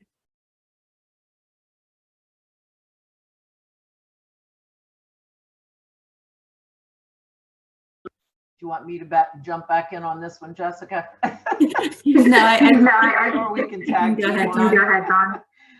Yeah, so the lessons that we learned from the RAFT, first of all, there are resources in King and Queen, most of them that the residents don't know about. And the difficulty within King and Queen County, as Dawn was saying earlier, it's such a large county, so spread out and so rural.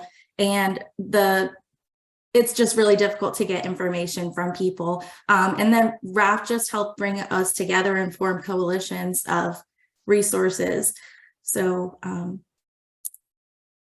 then one of the items on that the Regional Resilience Equity Work Group will be focused on is getting local government involved, and seeing if we can work with financial adjustments that can be made, and those kinds of things. And you can go to the next slide.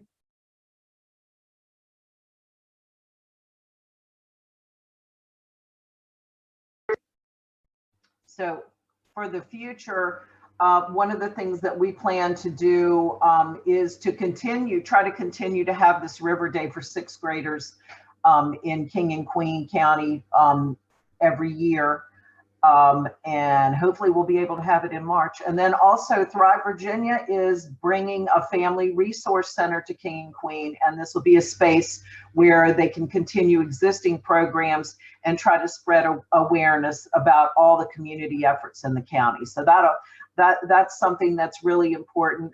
King and Queen residents tend to, I think, I've lived here about 20 years, and it seems like if you live closer to West Point, you do things in West Point, or you do things in Tappahannock, or you go to King William. But it's really hard for people to know what's going on, as Jessica said, as a whole community in King and Queen. And maybe that's not a bad thing. That's part of what I think this whole program has been about, to try to connect everybody together and to use a raft to save us all. Thank you so much. Thank you so much. I think we might have a very quick question. Need to move on to Middlesex.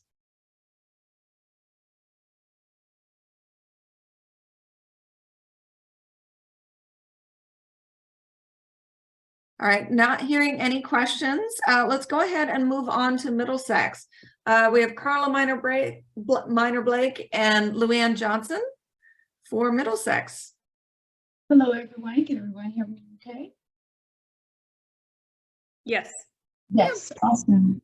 Well, yes, my name is Carla Minor-Blake.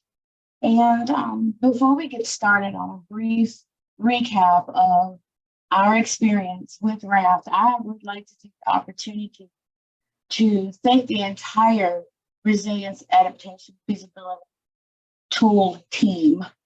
I really would. You've been, especially to me, you've been, I sincerely appreciate all of the direction, the open communication, the dedication that you've put forth, so many hours, phone calls, emails, just to make sure that we're staying on course and meeting our goals and talking to one another. The open communication is key. And we're very grateful for your help and encouragement. We want to continue building the Middlesex Planning Committee. So looking forward to that. I don't want this. I'm hoping I'll be working, doing my little part, letting my little light shine, and making sure that this does not just go by the way, that it doesn't fall away, but stay current. So you can, if you'd like to, please go to the next slide. On this slide, I believe Luann, are you here with us? Yes, I am. Okay, awesome. Okay, do you want to hit on this action checklist for us? I can do that. Thank you. And I want to second everything that Carla said. I've only lived in Virginia for a couple of years, and this just kind of blew my mind. I've lived in places where we had all sorts of emergency preparedness kind of issues, but not the extent of the list that we have in Virginia. So it's going to be quite a challenge. I'm the Middle Peninsula, with the Middle Peninsula chapter of the Virginia Master Naturalists. And so we cover the 5 counties, Gloucester, and then King and Queen, King William, Matthews, and Middlesex. And so I now have a new respect for what kinds of things we need to be addressing in terms of our environmental issues, everything from septic, marsh preservation, shoreline, all of this. And so I can work with my group and we can address some of these things. It's given me direction, provided me contacts. I think for that long list of issues that emergency kind of things pop up, the only one that we don't need to worry about is dams overrunning in Middlesex County. But we've got our hands full. I've got some great contacts now.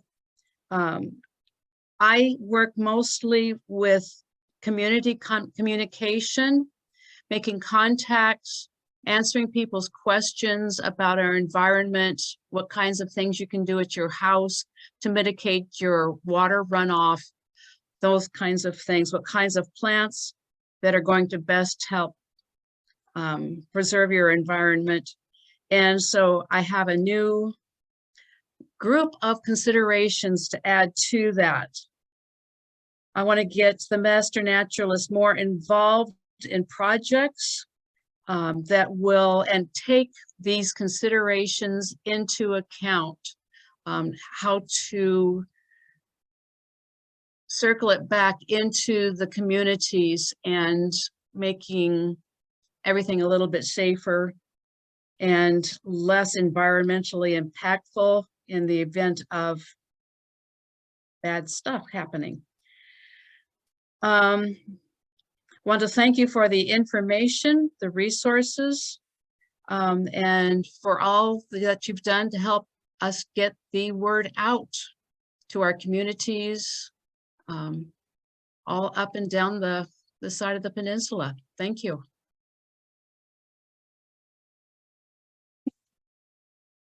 She and I have been emailing each other back. It really is about communication.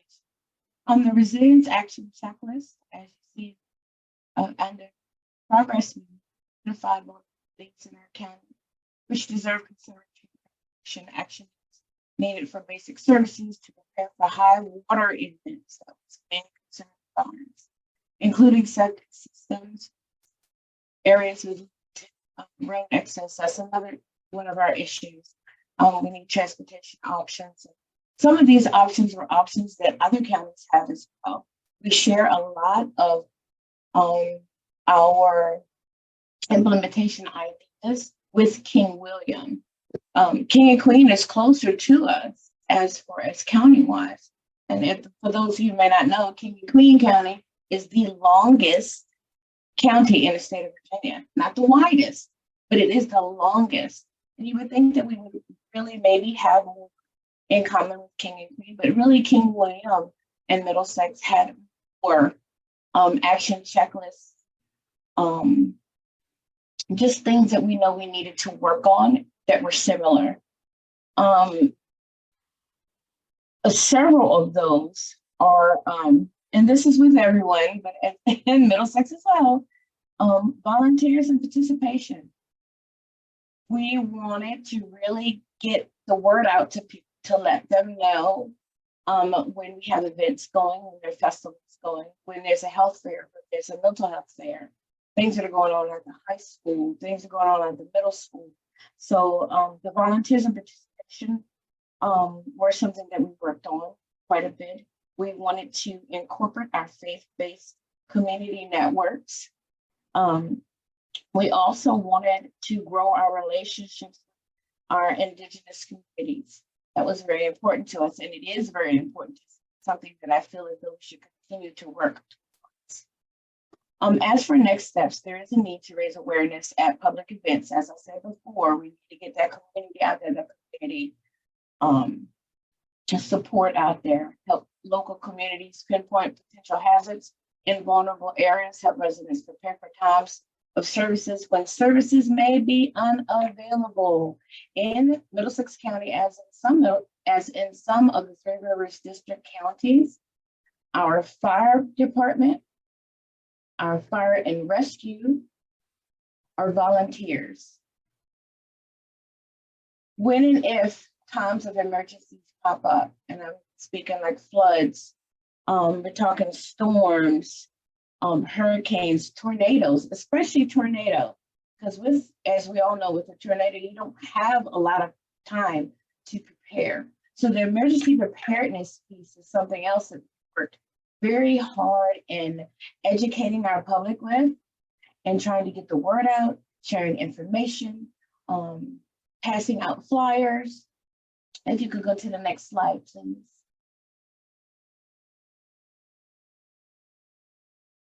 So our lessons learned from RAFT. I wanted to put a personal spin on this. It's two things that came last. So it kind of puts in everybody's mind thought into one whopping thing that I put together. But the importance of good communication, whether in your home, with your spouse, your children, your work home, because a lot of us spend just as much time at work as we do at home. The importance of good communication is key. It really is. And also a way to bring in the community involvement, which is number 2, the need for community involvement and participation. We can plan lots of things and get lots of things together, but if we don't have that community involvement, if the community does not support it, if they don't know about what's going on and what things are planned and what our plans are and the things that we have on our radar, then there's a glitch, there's a hitch there, there's a chink in the chain, as people say. Number 3, that one of the things that I really felt that RAFT helped me with, this is my first time serving on a RAFT team. I came in midway, so I did not start at the very beginning. I just jumped in there midstream. There are no little I's and little T's. So whatever your concern, whatever in your community bothers you, or what things you want to improve on, or whatever skills you may have, the implementation team is a good way to get those ideas, those thoughts, your skills, your gifts out there and share them with the community. The second paragraph says pretty much what I just said. I had the first 2 community engagements that I challenged myself, that I kind of set for myself, totally flopped. One flopped because of the weather. It rained and it rained and it rained and it rained. Of course, no one showed. But it was a teachable moment for me. So going forward with RAFT, I know that there has to be a plan A. Plan A might get washed out. Needs to be a plan B, plan C, plan D. And that takes everyone coming together as a cohesive unit to put their ideas together, to help and to make sure that the RAFT implementation team continues. That's my fear. I don't want us to get something started and then it falls by the wayside. Maintaining resilience and patience in the process, like I said, is important.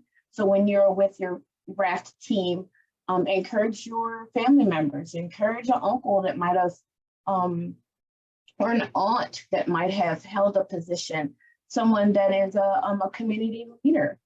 Like I said, all of our gifts and skills together is what makes the RAFT so important. Third slide, please. So the next steps and future opportunities. I saw this quote from Walt Disney, and I love Walt Disney, so I thought this was a good thought to maybe carry with us as we travel onward and upward. The way to get started is to quit talking and begin doing. So I definitely want and pray that our RAFT implementation team, not just the Middlesex sector, but all 10 counties and all ones that RAFT associated with on this particular Northern Neck Middle Peninsula. I hope that it continues. We'll, again, continue meeting with involved RAFT members, preferably once a month. Brainstorm and share new ideas and planning initiatives. New innovative planning within our scope of practice. Get some young blood in there, get some new ideas in there, think outside the box, or better yet, just there is no box, and think that way. Introduce and encourage new members, and then under future opportunities, we want to work closer with family businesses, places of worship, civic organizations. I don't want us to forget our indigenous communities, and also keeping in thought, like continue to work with our water men and water women, our families that work on the water. Work closely with the Three Rivers Health District Environmental Health Department, and encourage our RAFT members to reach out. We're members now, I'm a member now. So I encourage them to reach out to our Disability Access and Functional Needs community to help our team be more meaningful and applicable and moving forward with the Middle Peninsula Northern Neck population. Last slide, please.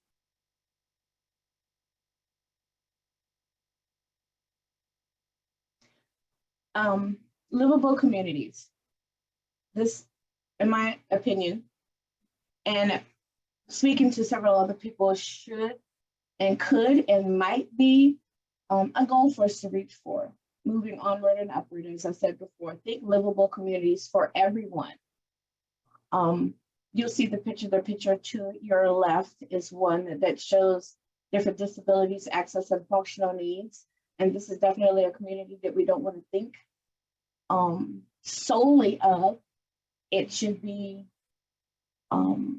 really implemented into our lives, period, into our building, into our facilities, and livable communities for everyone. We all need each other. I believe that's the last slide. We will continue in Middlesex with the Fight the Flood. We will continue to work on our transportation issues. Transportation is an issue here. And as well as our, as I said before, our disabilities, access and functional needs communities. And making sure that our water quality is good. And we also have some issues with septic systems failures, failing septic systems. So those are things that are at the top of our list right now. And again, we'll continue to work on those. It takes time. Some of these issues didn't come about overnight, so we know that they're not going to be resolved overnight. But continuing the race is key. Thank you so much. Thank you so much, Carla. Wow, I think you really couldn't have set us better for the next discussion that we need to have. So very quickly, any questions? Questions, comments? Another comment from Tanya, Carla, and Luann. Thank you for your hard work and great report. I love that you shared the personal lessons about engaging your community and that you've developed specific plans to continue this work. I just want to say thank you. I put it in the comments as well to Carla and Luann. It has been a pleasure working with both of you ladies and the whole IT team. You've been wonderful and taking time to read all those emails I sent you, and but all the hard work everyone has worked very, very hard. And living here locally, I look forward to following the process and the progression that you guys are going to make over time. And I also want to come back to another comment from Tanya that I missed for Dawn and Jessica. Thank you, Dawn and Jessica, for a terrific report on the work of your King and Queen team. Very impressive, and I especially appreciate how you have recognized and elevated the concern of how to have a whole community approach given the challenges associated with the breadth of the county. Right. And Dawn also put in the chat, thanks to everyone who participated. Some of us were volunteers and only did this because we care about our counties, our communities, and the future of this planet. Thanks to the team for keeping us motivated and on track when there's big problems to solve and so many things pulling us in different directions. You've launched us, and it will take every person already involved and people with passion to continue. And Shaylee also says, wonderful presentation, Carla. All right, if we don't have any further questions, we are running a little bit behind. So the bad news is that we're going to cut the break. The good news is that we are going to go ahead and move through. We've got another couple of things that the group wants to share with you of other things that are going on, resources, before we come back around to this closeout conversation that Carla has just amazingly set us up so well for. So I'm going to turn it back over to Nicole, who is going to talk about the mini and micro grants. Great, thank you. And I just posted a link to the mini and micro grant page that's on the RAFT website, so you all are welcome to access that there. I wanted to give just a brief rundown. So we were able to disseminate 14 micro and mini grants across the Northern Neck and Middle Peninsula. In the Middle Peninsula in particular, we are working with the Planning District Commission, with the Mattaponi Indian Tribe and Reservation. We are working in Essex. We're also working in King and Queen on some of these grants. These grants, many of them have to do with issues that you brought up today, including septics. But what I really wanted to take the opportunity to highlight here was some of the progress that's been made on these. So we started giving these out in October. And some of the progress that I want to highlight is from the Middle Peninsula Planning District Commission. As of March 13th, a total of 74 applications for septic pump outs assistance were provided to Middle Peninsula homeowners in person, by mail and electronically. The staff received, reviewed, and approved 33 of those applications, and vouchers were issued on a first come, first served basis to all 33 applicants. So that is exciting news. Another recipient in the Middle Peninsula, so the Mattaponi Indian tribe, has had a contractor come out and been working on their fish hatchery. And their statement was, we have the tribal community's support and everyone is excited to have our fish hatchery back in operation soon. And then we have several of these groups that are cross-cutting from different localities. Bay Aging is an example of one of those. And so far, it has financially assisted 3 households in attaining permanent housing. A total of 6 individuals have been housed, 5 adults, 1 child. Those households are from Middlesex, Lancaster, and King and Queen counties. We are still continuing to collect some of our progress reports. Some of this funding didn't quite make it out the door until February.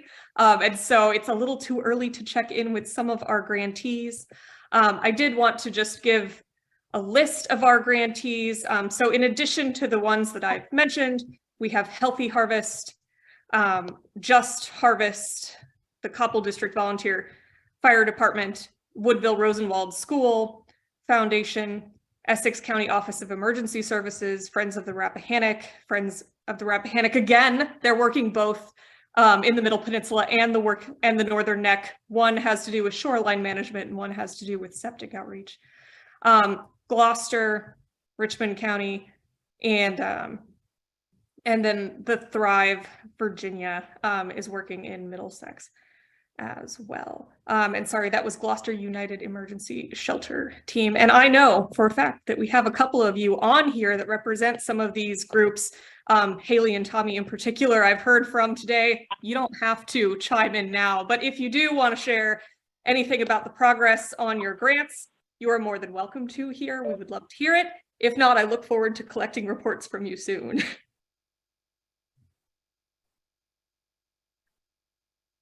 All right. And with that brief overview of our micro and mini grants, again, stay tuned to that page for updates that I shared. I'm going to turn it over to Sierra. She's going to talk to us a little bit about the Resilience Equity Work Group. Thanks, Nicole. Thanks, everybody. Several of you, Tanya alluded to the Regional Resilience Equity Work Group earlier. Some of you have referenced kind of engagement or future ways for efforts happening at the implementation team level to continue through this effort. So I just want to give a little recap of where this group stands, where it's headed, and how you can plug into it if you're interested. So the Regional Resilience Equity Work Group is regional. We're working kind of covering the 10 counties of both the Middle Peninsula and the Northern Neck. We're very grateful to the Jesse Ball DuPont Fund that's providing support for us to facilitate and get this effort off the ground, and for participant honorarium to organizations participating that need support to be part of that group.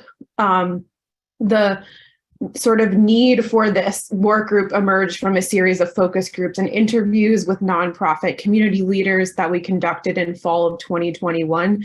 And the folks involved with the planning phase really wanted to create a work group that creates a space for nonprofits and different organizations across both regions to collaborate and share information on issues of resilience, specifically for underserved or vulnerable communities, with the purpose of identifying and resolving gaps. So aspects of that might include advocacy, as well as really kind of digging in and working together on solutions across the region. as well as kind of being a reminder to various decision makers and governments about the needs of the underserved to make sure that they are integrated into all aspects of resilience planning. The core work group is comprised of members from the Planning District Commission, so the Northern Neck and Middle Peninsula. We have representatives from 4 tribes, the Rappahannock, Upper Mattaponi, Pamunkey, and Mattaponi, state agencies like the Virginia Department of Health and Department of Emergency Management, nonprofits, many of you here, Bay Aging, Just Harvest, The Haven, faith organizations, resource councils, departments of social services, the Northern Neck Middle Peninsula Housing Coalition, and Economic Development Main Street Program folks. We had a planning phase in the fall of 2022 last year to kind of come up with a structure. The core work group is planning to meet monthly. We kind of launched that core work group in 2023 of January of this year, and are building out a series of subgroups that are working on various themes. If you can go to the next slide, please. Just wanted to highlight kind of the scope of what these subgroups will focus on. So economic development and living wages, healthcare and mental well-being, food security, affordable housing and shelters. We've heard from some of the folks at the implementation team level working on these efforts, transit, and programs for youth and families. And so these subgroups are just in the process of getting launched. The team leads, co-leads, names who are here are working to kind of build out a list of prospective organizations working on these issues across both regions, and we'll be hosting meetings later this March, or most of them are launching in April. So those subgroups are open to any nonprofit organization, locality, engaged citizen that would like to be part of them. They will be picking sort of a priority or 2 to focus on in the coming year. And so I'd be happy to connect you to the co-leads for those subgroups if you're interested in kind of continuing the work you started with RAFT around these themes, or expanding from county level work to regional work.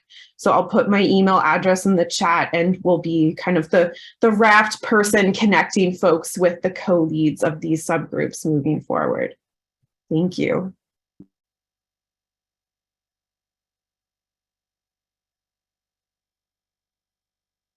Sorry, I didn't unmute myself. Up next, we have Kurt Smith with the PDC. Kurt, did you want to screen share? Hey, no, I think I should be okay, unless some folks have some questions. I may bring it up, but I was just going to provide some updates on where we are and how we can assist moving forward.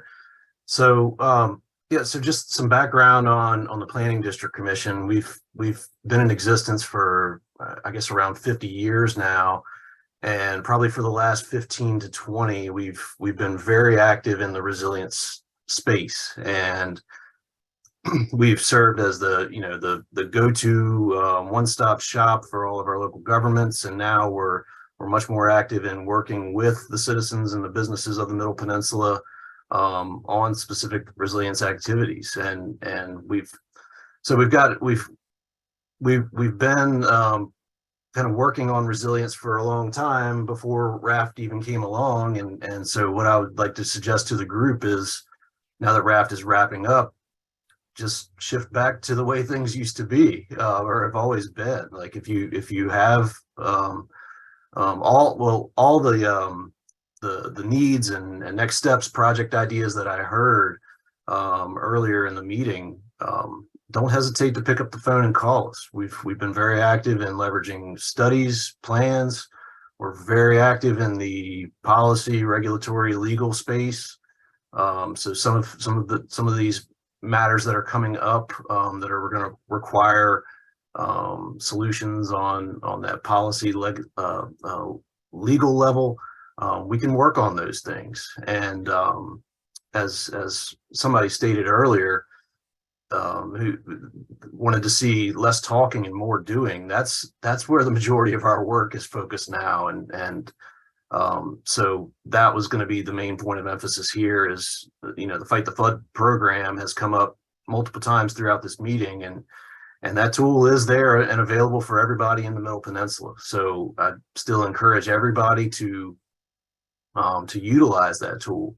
We're using some of the RAFT DuPont dollars to make some improvements to the website. We're creating videos that'll make it a little bit more user-friendly, a little more interactive, and they should be launched within the coming months. We're currently making additional upgrades to just the overall functionality for folks that log on and complete surveys. You're going to be able to complete applications for our loan funds directly through Fight the Flood in the coming months. We have currently about a $3 million line of credit available to any citizen or business of the Middle Peninsula for septic repairs or living shorelines. That can be accessed anytime. Keep sending people our way on that side of things. On the grant side of things, as folks send us their flood mitigation needs through Fight the Flood, we're still actively working for grants. We had success recently. You may have seen it in the news, but the DCR Community Flood Preparedness Fund, which is the primary flood mitigation bucket of money for Virginia, in the last round, they did award roughly about $500,000 for about a dozen different shoreline construction projects on private property. So that was something we had been working on in previous rounds, trying to get those projects funded. And there was some funding allocated for projects in that round, and we know that there may be a path forward in future rounds of that flood fund grant opportunity. So the more folks we get in the hopper now, the more we'll be able to assess the potential for grant funding moving forward. And I guess I'll just provide an update of just how well this program is working. It's now about 2.5 years in existence, and we're up to $25 million has come into the Middle Peninsula for resilience and flood mitigation activities. A lot of it's focused on private property, but one of the questions that we ask as part of the Fight the Flood survey is, do you have navigability and shoaling needs? And we're in the process. We're, knock on wood, there will be funding in the upcoming General Assembly budget when it's finalized for us to purchase a municipal dredge for the Middle Peninsula. And not to get too in the weeds on that, but that's going to be a transformational opportunity for the region in terms of coastal resilience. So there's a lot of good things happening.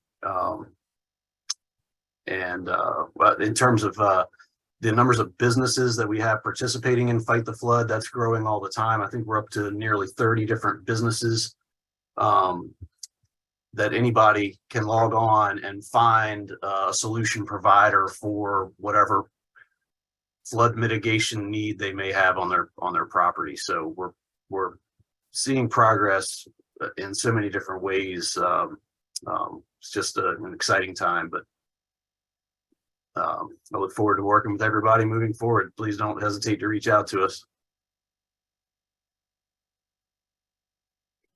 Thank you, Kurt.